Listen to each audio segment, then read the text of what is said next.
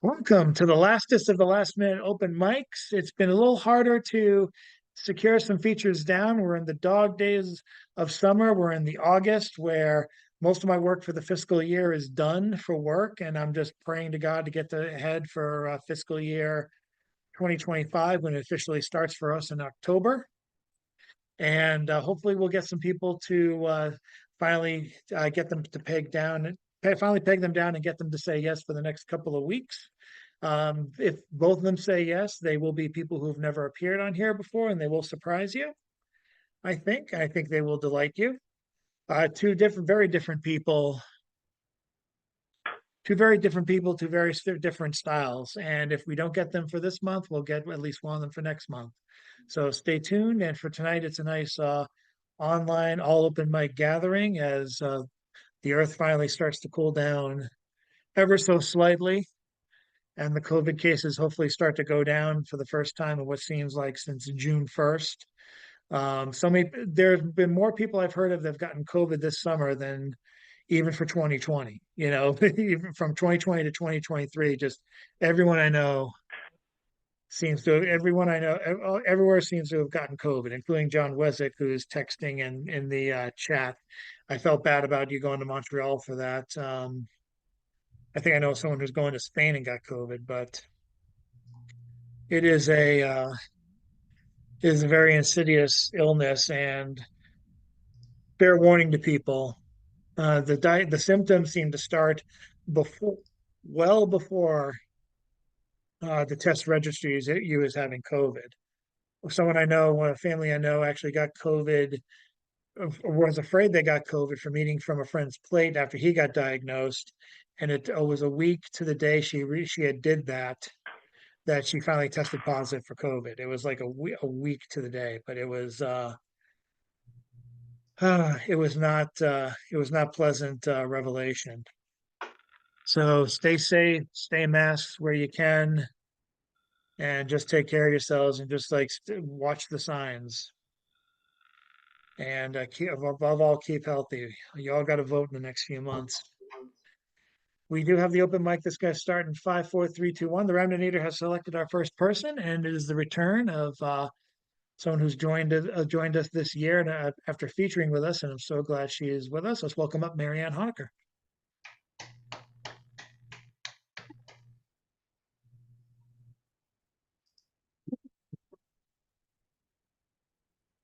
Okay, this is a new one. It's called Attention. Do you know you can see the dew? I don't mean on blades of grass, but in the air, falling softly and slowly like snow. You have to look within the air, not beyond it, where objects like trees and fence posts wait for your willing eye. Spilling, as it does from the sky every night, somehow it goes unnoticed. It's a matter of light and keen attention. It looks like static on a TV screen. It can be seen. My mother, who taught me to see the dew, also taught me to prune the wilted pansies from the pot, to grab the crunchy nubs and pull. But the merely drooping I don't remove. I admit I can't tell the difference between dying and being born.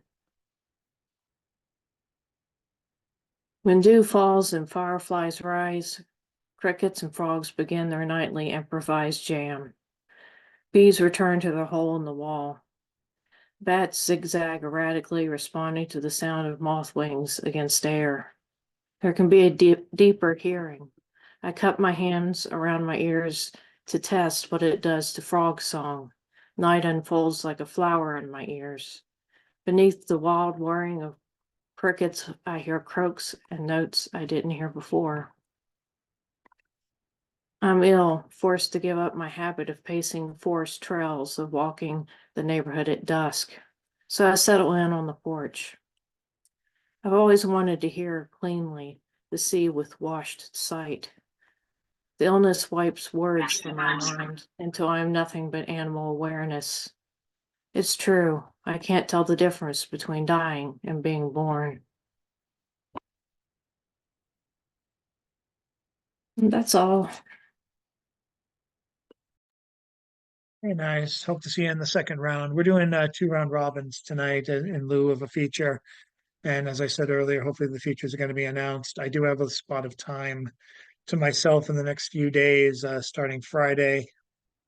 I've just been busy dealing with helping family get ready for travel and also having to go to memorial services. I went to one this past Saturday. I have another one. It's family for my girlfriend's coworker who I got to know as well. So that's keeping me busy.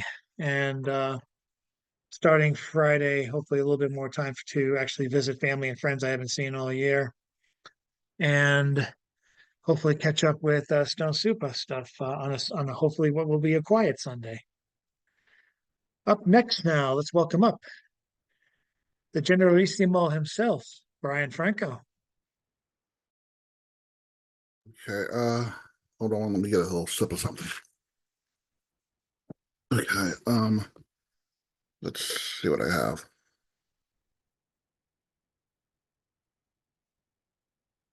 And so this is called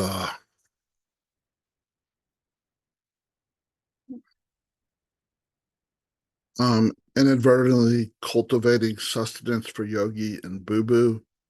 There is a epigraph. There is a way the fig tree grows in groves. Ross Gay. Excuse me.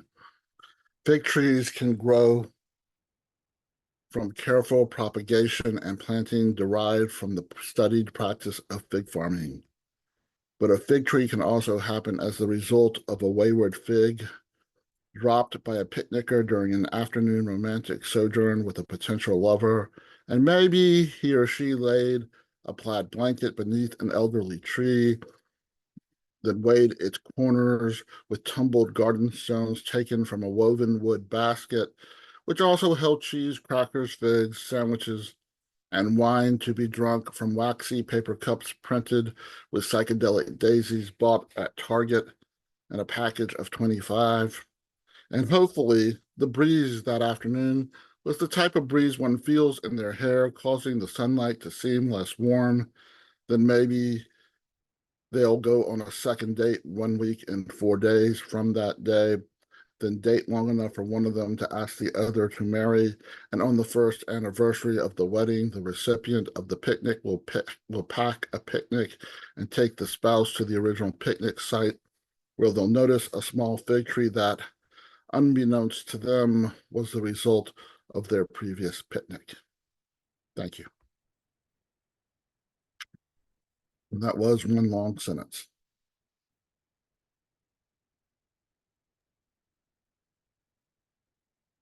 That was nicely done.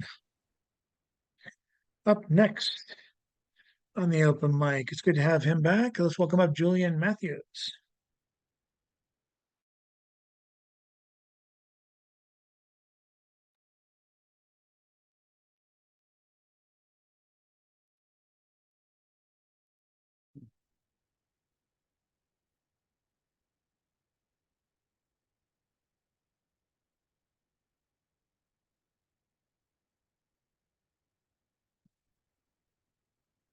Hi.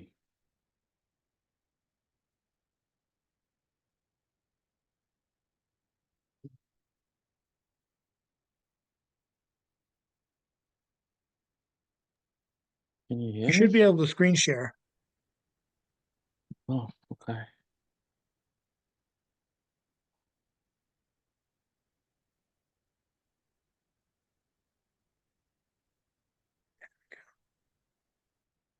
After hearing that featured poet, here, let me show you where your poem penetrated my soft tissue. Oh. First, it mightily ripped my rib cage apart like a retracted and sliced into my heart with the precision of a surgeon's scalpel, entering parts I never even knew were there. Then it circled inside every chamber like soothing seawater, merrily gurgling as it went along, from atrium to ventricle to the other ventricle and the other atrium, warming blood inside that had gone cold, ridding me of toxins of apathy, cynicism, and ennui. Then your words went right through me and came out the other side, scampered up my spine like a rock climber, skipped along ever so lightly on the hairs of the back, on the back of my neck like a tiny dancer, raising each upright as it went along. Then it donned a wetsuit like a spy, dived into my brain, finding my amygdala, teasing my emotions into submission, reigniting trauma, until I could no longer tell whether I was in flight or fright mode. Then rode my hippocampus like a seahorse, firing neurons in its wake, then wiggled its way into my prefrontal cortex, slapping it around like a drunken sailor, embedding permanent memories in my neural pathways. Then it giggled, slid down my subcortical structures, giving me a rise just when I didn't need one, and I felt in some bizarre, surreal way we were connecting, like two aliens projecting thoughts into each other's minds.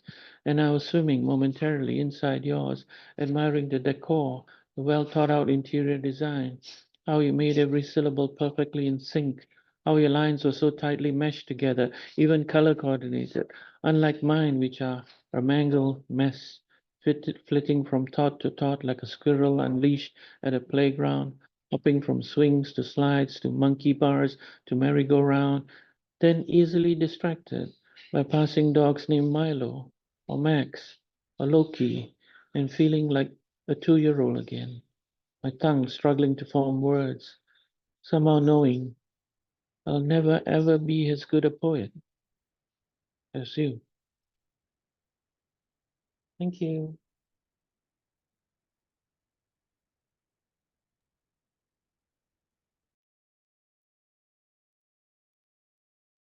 Thank you, Julian. Let's see who we have coming up next. One of us is only sitting in tonight. Let's go to Mr. Richard Spizak.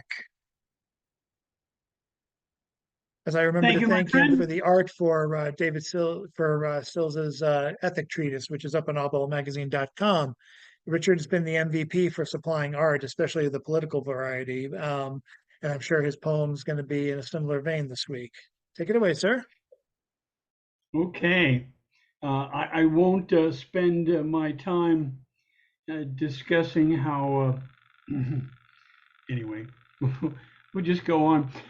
First thing I want to offer you is something from the early days of technology. This is called Heady Days.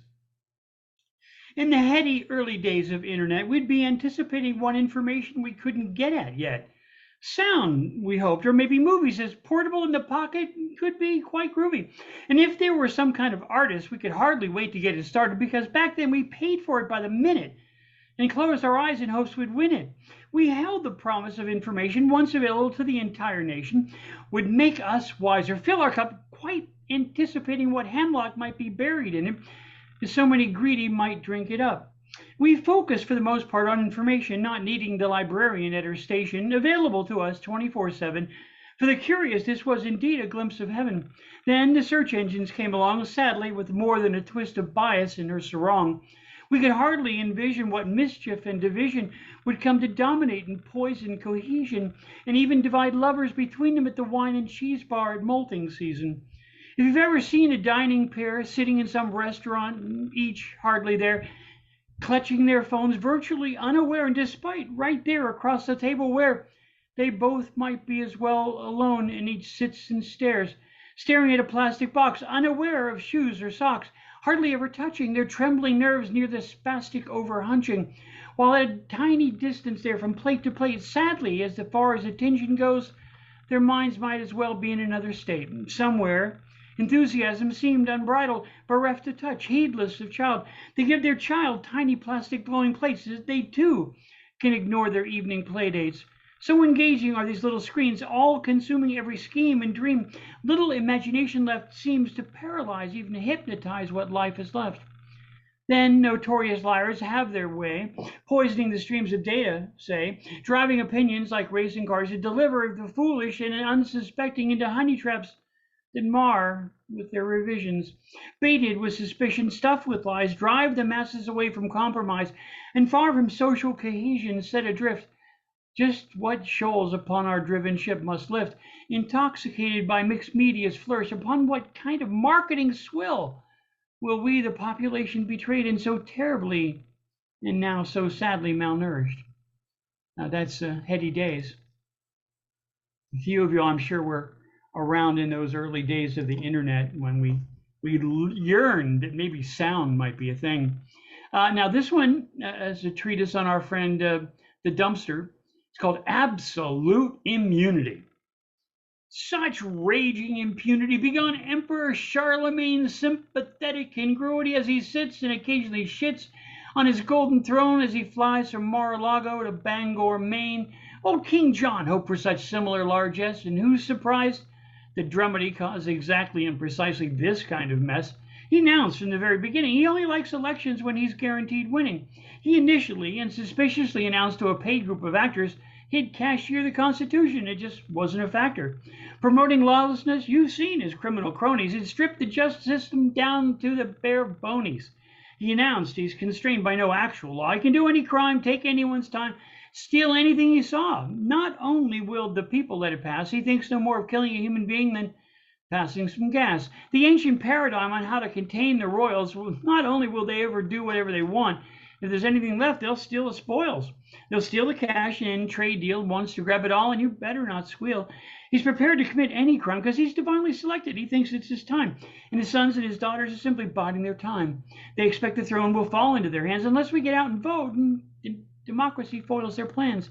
They denounce voting without any evidence and will try again to derail democracy, but January 6th has a violent precedence. Thank you, my friends.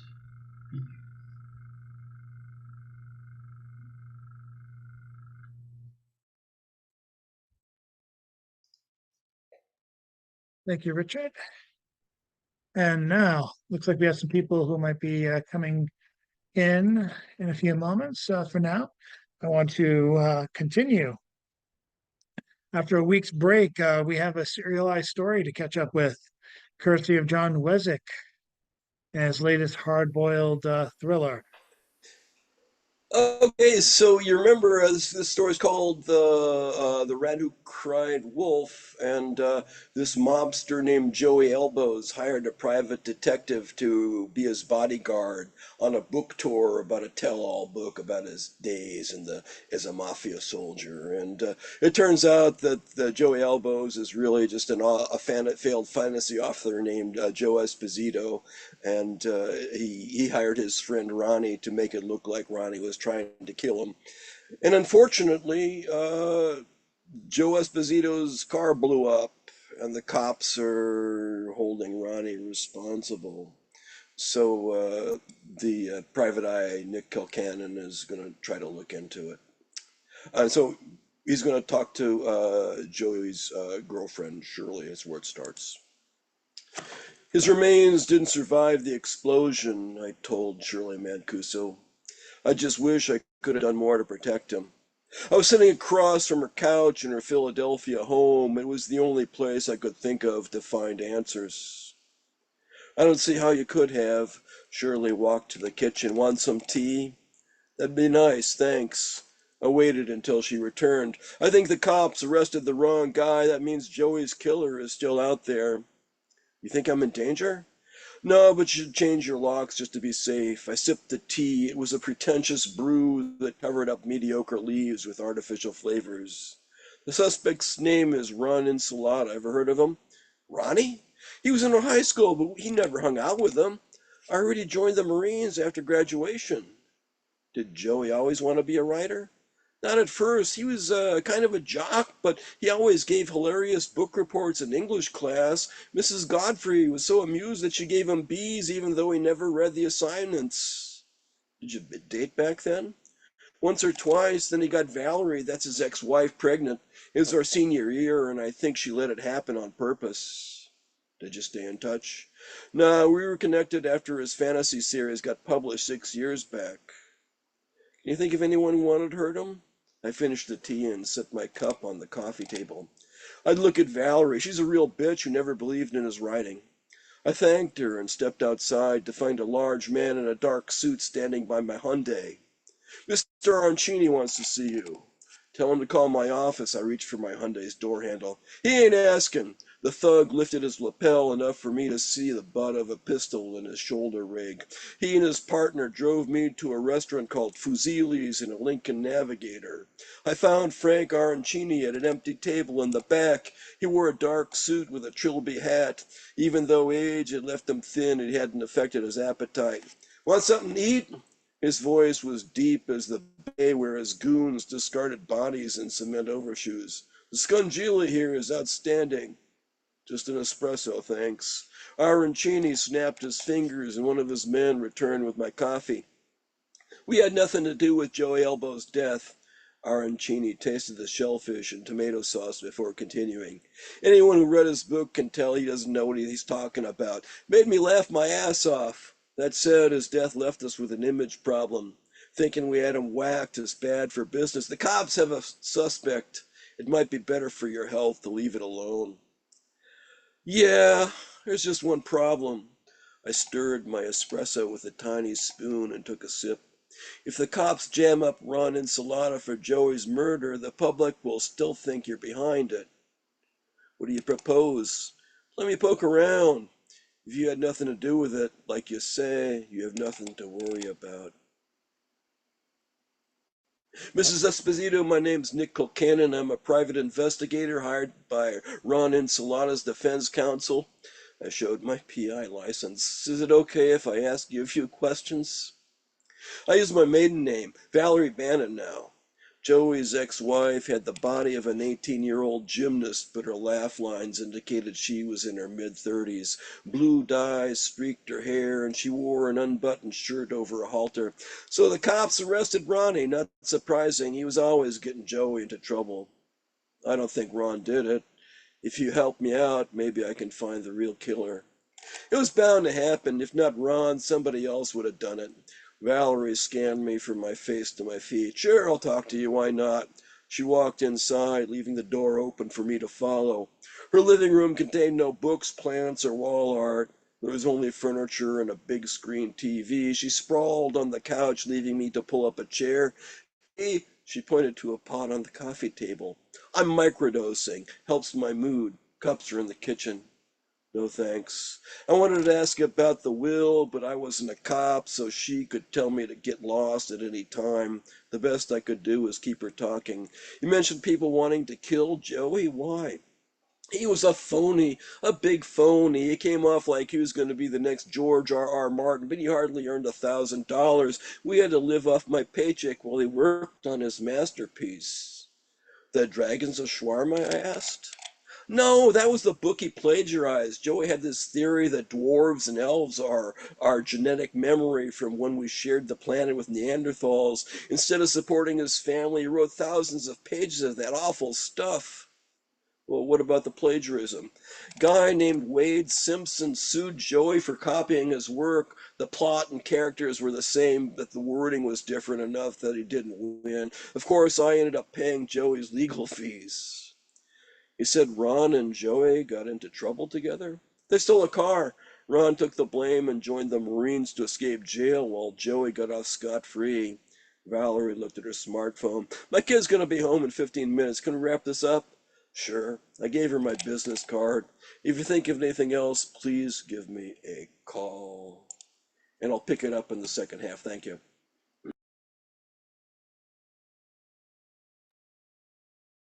Thank you, John. Who is next? I think it's time to bring up Mr. Richard Boucher. Hey, thank you. Appreciate that. And I appreciate you offering this platform. For those who I have not met virtually on here, my name is Rich Boucher. I am living in Albuquerque, New Mexico.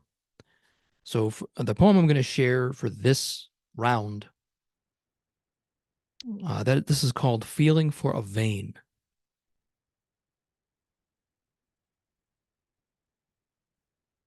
The ice cream man smiles at me tenderly as he hands me my bomb pop, which doesn't go off as advertised, but instead melts fast as I lick against the speed of the sun July gave us, that decadent Icarus lick.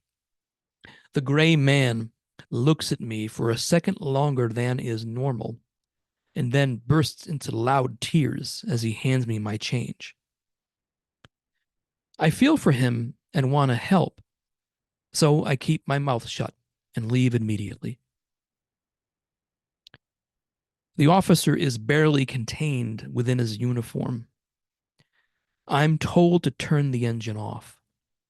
We're in the outskirts of town. With the window down, I can hear the car's engine hissing and ticking, and as well I can hear crickets from the other side of the road. The moonlight makes faraway bell sounds as it hits the leaves of the trees in the nearby park. Is that right? Is it supposed to make a sound at all? The officer returns in high dudgeon with my license and an order to get my right taillight fixed, and soon. I tell him thank you, and he bursts into tears, bawling his eyes out as I start the car and drive off. It's been a hell of a day, I feel, though it has always been a hell of a day. The nurse comes in to check on me. "You're lucky to be alive, you know," she says. I can barely open my eyes, let alone answer. She can tell that I want to respond, can tell that I'm confused and afraid, can tell that I don't even know what time it is or why I'm even in the hospital in the first place. And at the sight of all this on my face, she starts laughing uncontrollably, feeling for a vein.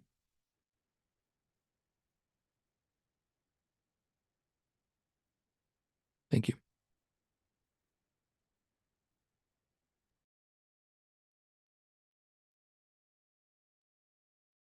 Thank you, Richard. And now a little musical interlude with Mr. Ethan Mackler.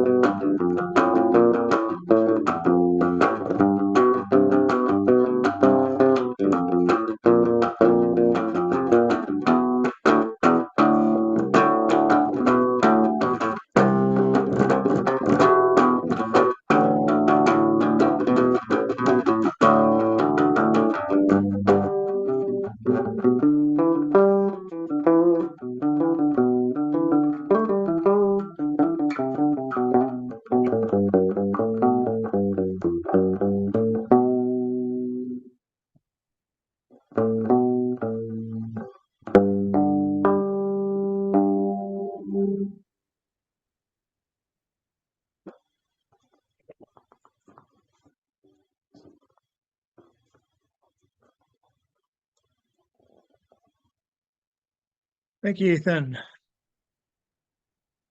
Up next, let's go to the visual stylings of Mr. Robert Fleming.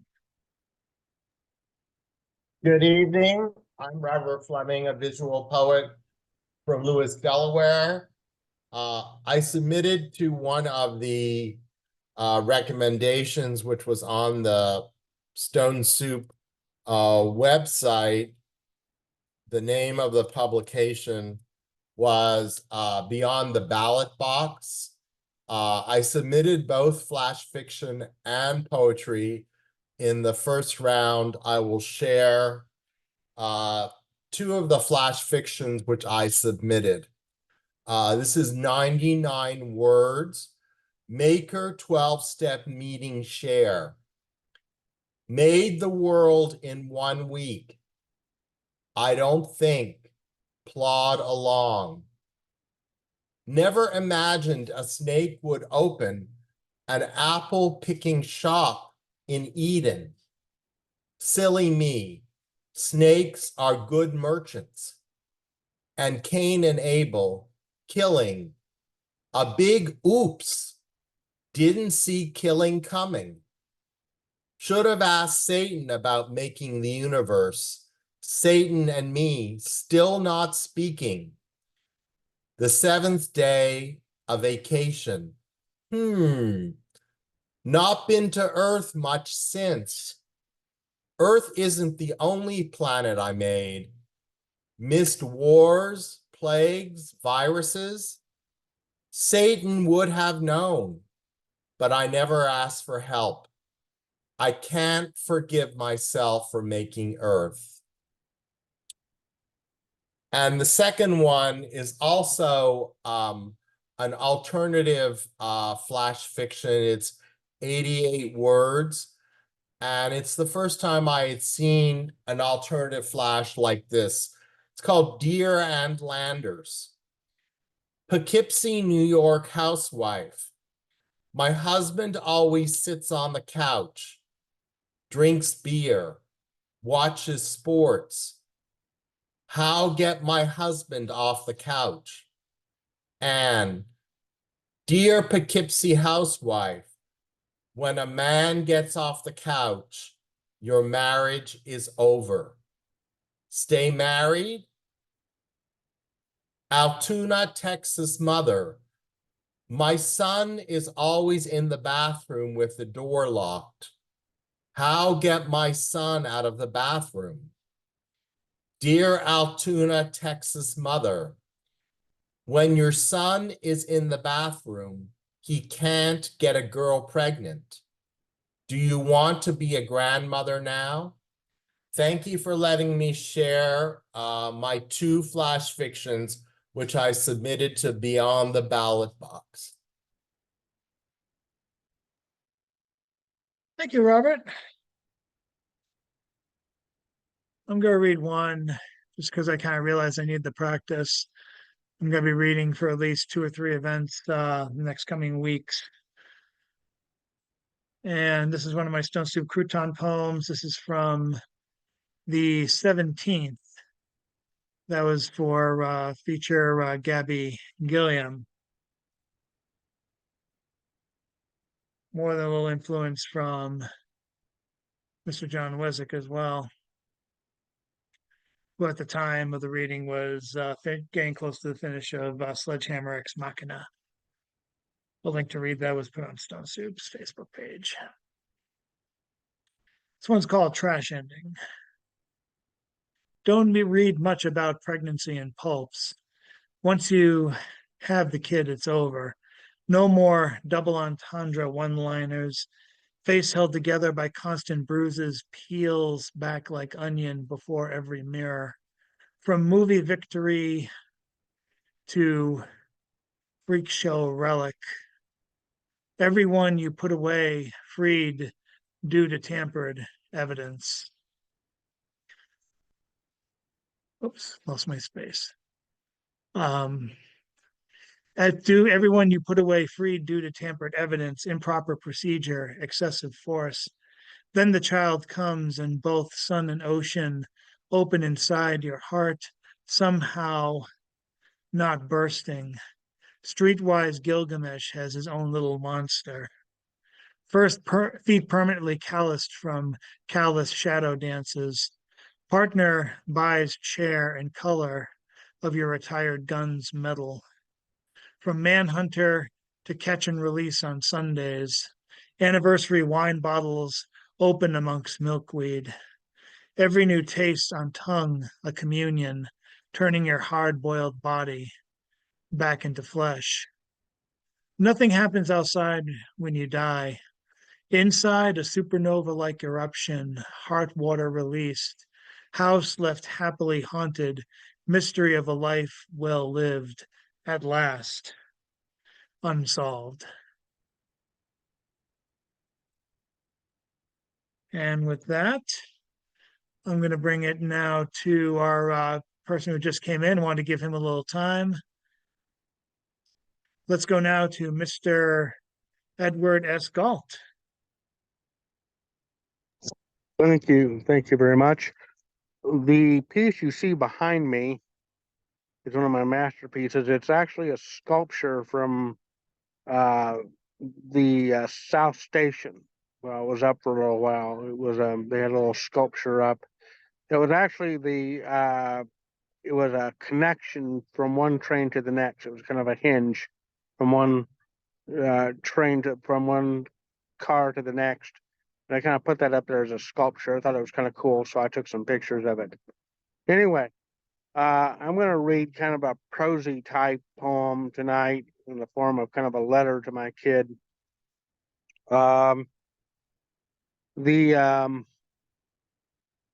It's untitled, but I guess I could call it Chocolate. I believe it was chocolate that I remember the most. Your first hamster in a long line. You had the complete setup, the cage, the wheel, the little house, and all the toys. We would take him out of the cage. We would take him out of the cage to play and to hold him. But he was a prisoner of a high class one in a gilded cage. With all that, he would still go stir crazy and need to go get out. So he escaped. Actually, 2 or 3 times. And he was fast. Heaven forbid he ever get under the couch. I found him on the stairs once, which made it easy. I wasn't as quick. Chocolate had been with us for 3 years when he got sick. We took him to the neighbor who was a vet, and she prescribed something we could give him. Days passed, no improvement. We were on an errand one night and got back late. First thing in the door, and you checked on the hamster. You took him out. He was curled in your lap when he moved a bit and looked up at us as if to say goodbye. That's what he waited for, to say goodbye. Then the light went out of his eyes. Thank you. That was Chocolate. And are you going to do a round robin, or are you? Oh yeah, we're going back to start, so you can read again. Okay. So we want to let a few other people go, and I'll go again with this other next one here. Sounds good. Well, we're going back to start, so that works. We'll start up again. We'll start up again with Marianne Honecker.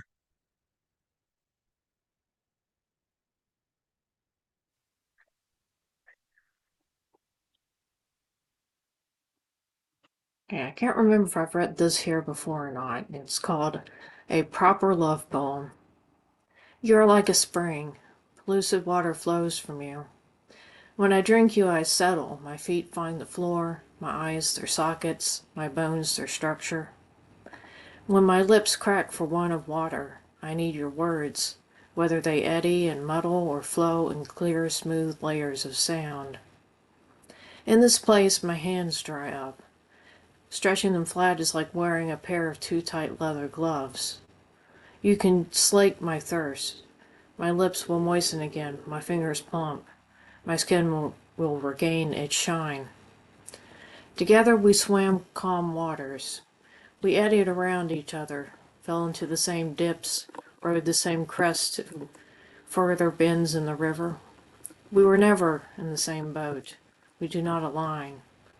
Still your voice stills me. I bathe in it. All my muscles loosen. You must listen to me. You are seeing my true face now. It snarls and wails. I am not like you remembered. But we kept pace with each other. Somehow we were always in the same current. I'm withering, a plant without water. My dry veins tangled together until I'm choking myself. I'm a tree dropping leaves in spring. I forget seasons. I can't write a proper love poem. Just this. We're like those necklaces young lovers wear, hearts broken jaggedly in half. When they touch, they become whole.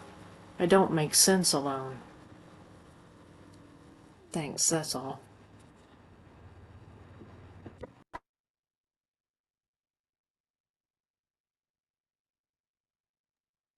Thank you so much, Marianne. And now we go back to Mr. Brian Franco, the Generalissimo himself.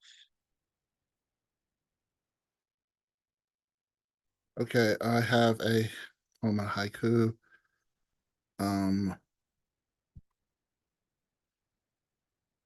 The time I wanted to yelp. Actually, I've just changed it. I think I'm changing the title. The time I was too tired to yelp at the top of my lungs. Earlier this week, I went to Target to see my drug dealer to claim my monthly bevy of doctor-prescribed chemicals. I waited over 15 minutes despite the fact the pharmacy was fully staffed. There were 3 pharmacists and technicians in the back area, while one solitary soul was up front tending to customers, hopscotching between 3 registers, grabbing scripts, and running credit cards like it was an Olympic event. When I finally received my drugs and paid, I wanted to give her a Medal of Valor. Before I exited the store, I begrudgingly decided to overpay for Starbucks. I ordered a cold brew with macadamia white chocolate cream, which was featured on a sandwich board at the roped line entrance. The photo showed a clear cup with ice topped with a layer of a creamy substance bleeding into the coffee bean brown cold brew. The cashier told me to stir it when I got it, but when I got it, the teenager who made it put the creamy stuff on the bottom of the cup, denying me the visual stimulation promised by the photo. It stirred up nice and fine, and it was overly sweet as expected, but I tasted neither macadamia flavoring nor white chocolate, which made the experience very disappointing. I wanted to mail Karen my order and ask for one with the cream on top, but I knew the do-over might also be accompanied with well-deserved saliva. I also got a pineapple mini cake with a center divot filled with pineapple jam layered over pineapple pudding. It tasted artificial like a stale Jolly Rancher and was not as fluffy as was advertised on that same sandwich board with the new coffee drink. I guess in the end, I was an emotionally exhausted consumer who consumed a less than stellar caffeinated beverage and underwhelming baked good, who decided to not write a scathing Yelp review. And this I wrote after I ate the cake and drank the coffee before I wrote this other piece. An either necessary or unnecessary haiku stating the obvious. Starbucks never fails to disappoint me when I purchase their baked goods. Thank you, everyone. Very nice. Up next, if he's still here, I believe. Oh, looks like Mr. Matthews had to leave. Too bad. Well, that means we move ahead one space to Mr. Richard Spizak for his second round encore. Thank you so much. I've got a blast from the past. Although this appears at the surface to be an antique poem about the presidency of George Bush, you may smell some similarities. This is called Homeland Defense. Between the kings of Saudi oil, who Shell and Exxon dare not despoil, and those of Wall Street's fiscal toil, where betting against the working man guarantees the stock's demand. The desert prince with generous eye holds court in tents where gas station cards shall pay the rent. Does the oily hand of GH show old CIA man still in control? Pass the ID cards, but not a fake. In this way from true American icon shaken, your face will now be pre-recorded and all your flights will now be boarded. Arm the pilot, the stewardess too. Next to the pillow and the barf bags fun, all passengers now will be given guns. For a shootout in the airy blue, oh, what just a day can do. I picture the steward, tray in her hand, confronted by the wanted man. Toss the tray into his face, spins on her arm and kicks him trace. Rolls across the cart to a Boy Scout troop who truss him up and steal his boots. His arms behind his back now tied and bounce him over to the choir side, who pummel, pillage, then retire, and all those who were watching were inspired. Then a group of Civitan asked for a few fingers from his hand, but the Boy Scout troop wants his bushy beard. You should have heard the things I heard. Then an old monk, Jesuit, gave him twice a goodly kick, and the secretary gets him with her bick. Though the pilot and co-pilot were vying for priority, they submit their decision to the vote of the majority. Some wanted to toss him right out the door, but a choir of nuns still wanted some fun. They dragged him back to the airplane's tail where the rugby team ran him back for the gale. Up to the gallery where they banged his head 2 or 3 times on the oven lid. And a group of congressional aides in first class pulled every hair from out of his ass. A covey of comedians dove right in with a left and a right to his nose and his chin. And a group of traitors down from Duluth pushed him and mashed him into the roof. Some ceiling tiles and an overhead bin broke when they tried to stuff him in. But let this be remembered and never forget, don't ever wait till your library book's late.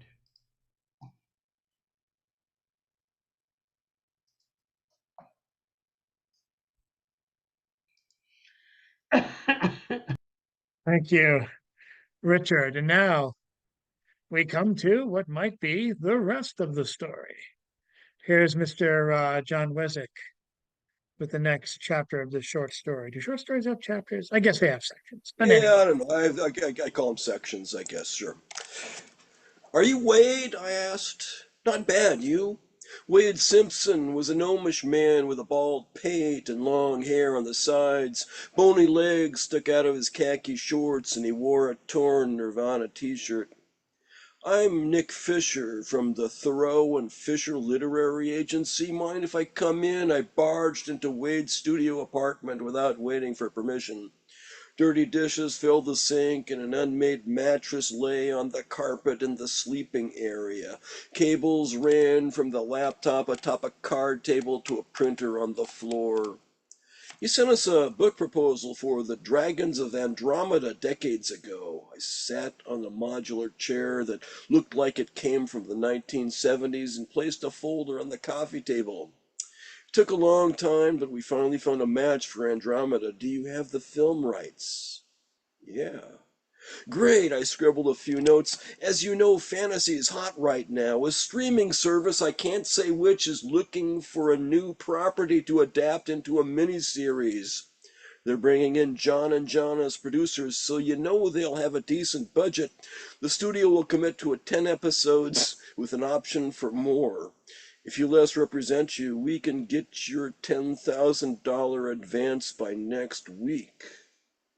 Wow, I never imagined I'd hit it big after all this time. Here's a contract. I removed a document from the folder. It's standard stuff. We'll take 15% of your royalties. The rest is boilerplate. You're welcome to look it over. Oh, I touched my index finger to my chin. There's just one hang-up. What? It's probably nothing, but there were allegations of plagiarism from an author named... I paused. Joseph Esposito? Plagiarism! That son of a bitch stole my work. It took me 5 years to write those books, and all he did was use words replace function.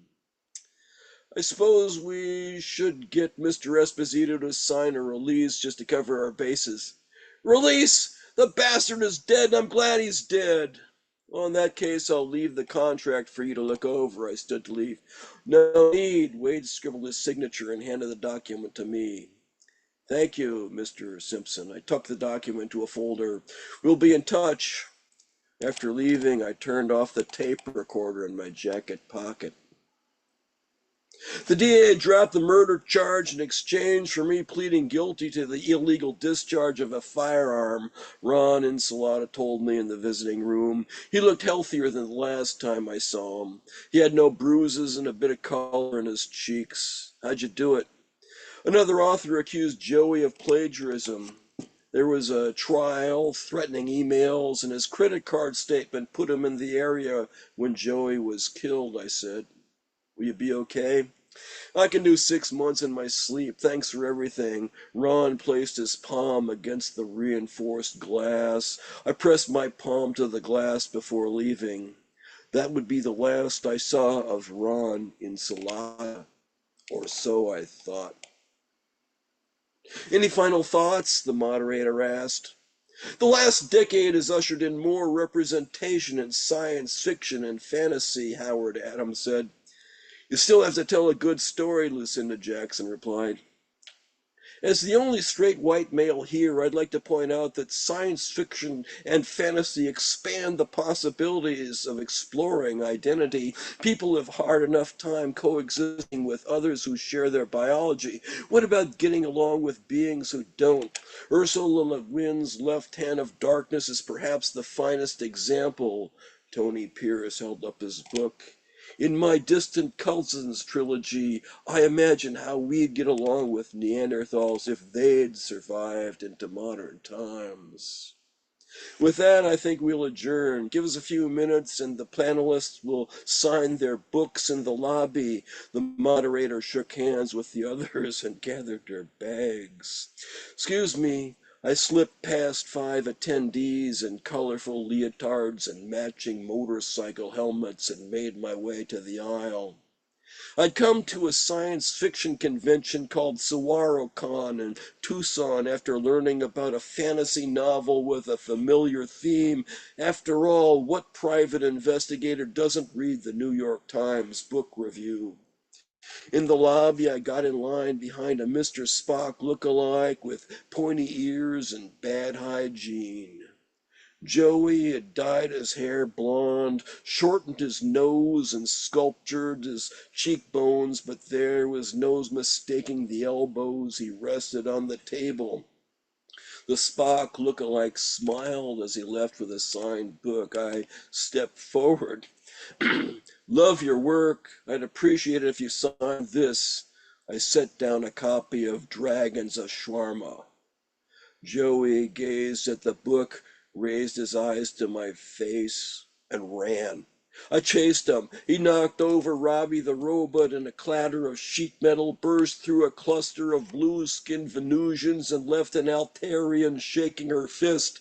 I paused to help a man-sized broccoli to his feet before continuing. Despite too many beers and not enough exercise, I was gaining on him. An intergalactic shock trooper in ebony plastic armor stepped into his path, and Joey went down holding his bleeding belly. A gorilla in a tutu tackled the assailant. Vulcans, Wookiees, and Ontarians piled on. I kicked the attacker's knife away and ripped off his mask. It was Ron Insalata. I took the fall for him twice and he still didn't pay me. Ron struggled against those holding him down. Faking Joey's death was the plan all along. We're supposed to share the profits, but he split and let me take the fall. Somehow I'd managed to keep hold of Joey's book and the confusion. I'd never get his autograph. Thanks, everybody.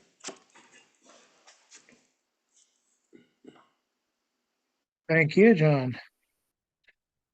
Rich, if you're interested, if you want to read for round 2, you're more than welcome to do so. Thank you. I appreciate that. And good to hear you again, John. I also just wanted to say I haven't heard much from Mary, so I just wanted to tell you, Mary, I've been enjoying your work tonight. And you've been sharing it well too tonight. So thank you. Okay. This poem is called Hot Dog Smeller.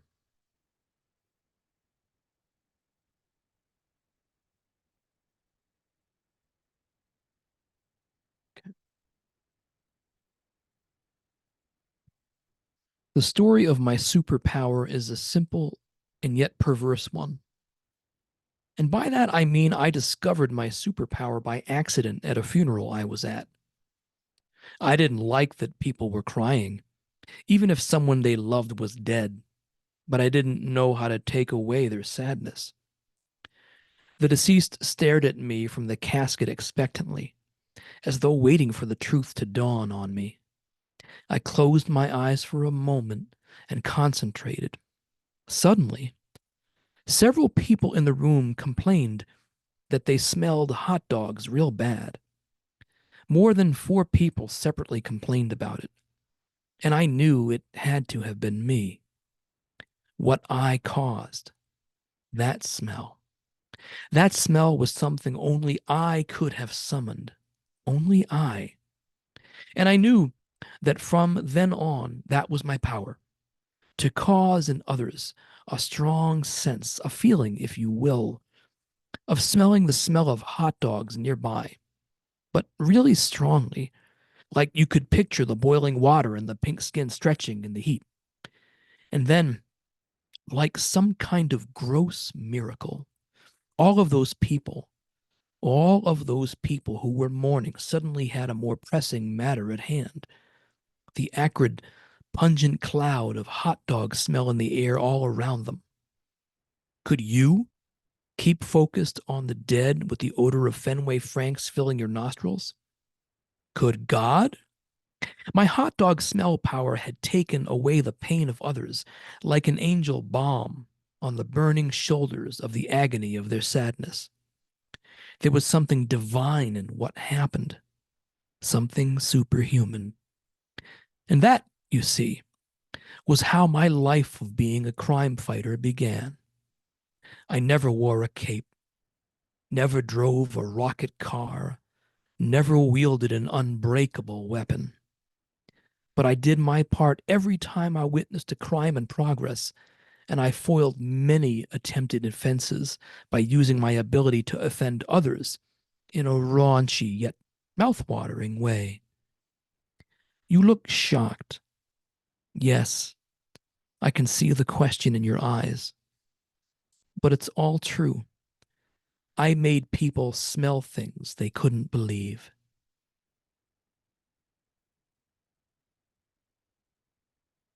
Thank you.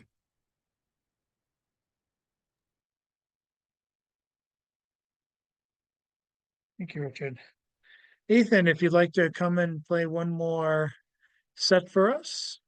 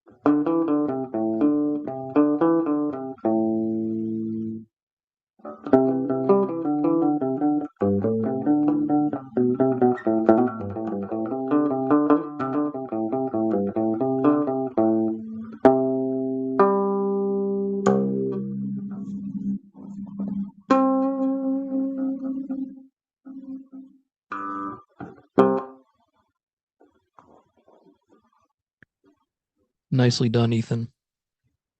Gotta love those harmonics. I just want to say good night to everybody. Thank you for listening. I gotta hop off, but I didn't want to like just do the I forget what you call that goodbye when you leave. But thank you all, and thank you, Chad, as well. Have a great night, everyone. Thanks, Rich. See you next time. All right. And now we have two people left on the open mic for the second round of the round robin. First up, let's welcome back Mr. Robert Fleming.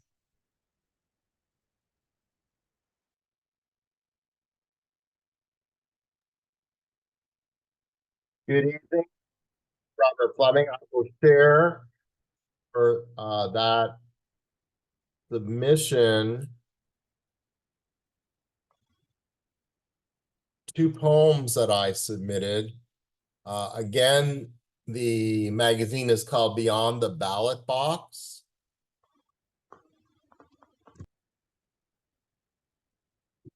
This one is called Assemble the Monster. Don't pick up that blue square. You can't make a monster with blue. Close your eyes. Extend your fingers onto the 1-inch rectangles. Rub the bottom connector. Bumps onto your scalp. Open your eyes. Connect 10 blue, 6 red, 4 yellows. Say the prayer 3 times. Press down. Touch a yellow. Enter the Lego verse. Pet your creation. The monster is you.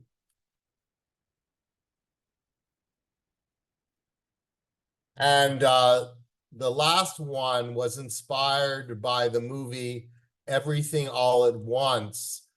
What I was imagining is, in order to transition to the metaverse, there would be some type of ritual which would take you there, and that is what I was imagining.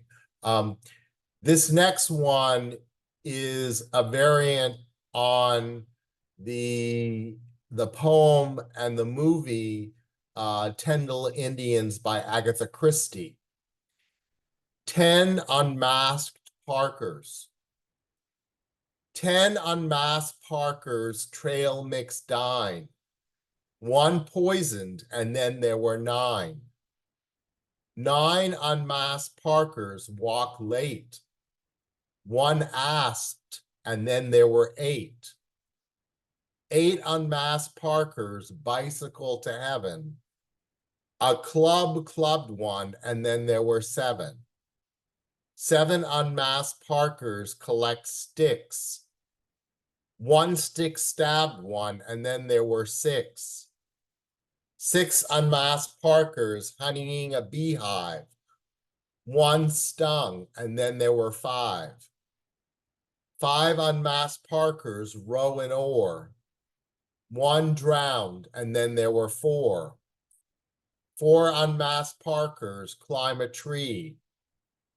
1 fell, and then there were 3. 3 unmasked Parkers with nothing to do. 1 chainsawed, and then there were 2. 2 unmasked Parkers on a run. 1 choked, and then there were 1. 1 masked Parker left all alone. The park police shot them, and then there were none.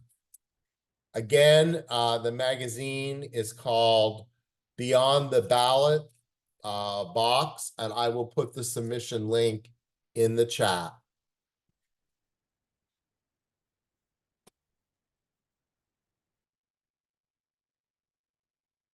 Yeah, Robert. Hopefully I'll be able to put that up tomorrow.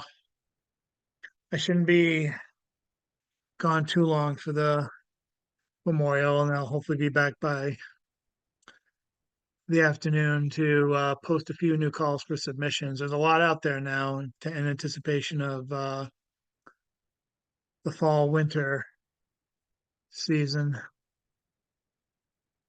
And the reason I'm kind of stalling is I want to see which new piece I'll read. This one was from a few weeks back, July 3rd, before I actually went on my camping vacation. That'd be normal. Nice one, John. This one's more dated than I thought it was going to be a month later because it references Biden. This is unfounded predictions that might come true. The Supreme Court will allow the next debate to be done by drones. Republican drone will explode. Biden will be chided for not knowing how modern gaming works. Amy Winehouse will return to say no, no, no before walking into a pond, preferring to drown in joy her second time around. Atlas will shake World off for a one-night stand because somebody said he looked gay, kneeling there naked with the world, which will then be seized by Nazis who can't keep it up, Axis off. Only Canada holds it together by way of ice and sturdy moose antlers. Schools will start holding emergency reunions to ask, what have they done? Time is going to run out. The juices of a final fruit could be running down a woman's chin right now. This civilization could end up like another dead friend's painting on the wall. What will be the last literary debate between two lovers before the books start burning? Our dictators will have their portraits dipped in gold, mass-produced like Warhol's Marilyn Monroe. Soothsayers are praying for Earth to turn into a rock garden. Nothing moved once in place. No movement for centuries, only pushed by plants when it's safe for them to return.